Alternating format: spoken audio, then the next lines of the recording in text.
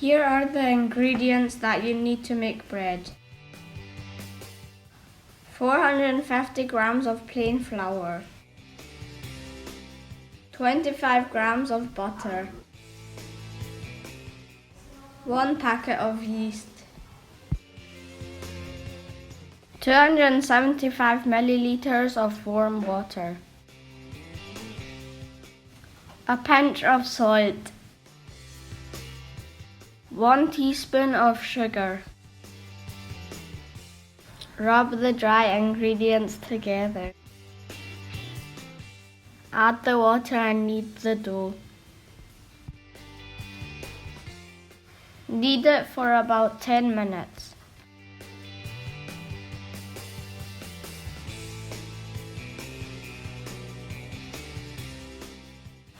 Cut the dough into 12 pieces. Roll them into balls. Brush with water and add topping. I've added sesame seeds. Leave them to rise until they're double the size. Leave them in the oven at 220 degrees for 20 minutes. Now enjoy eating them.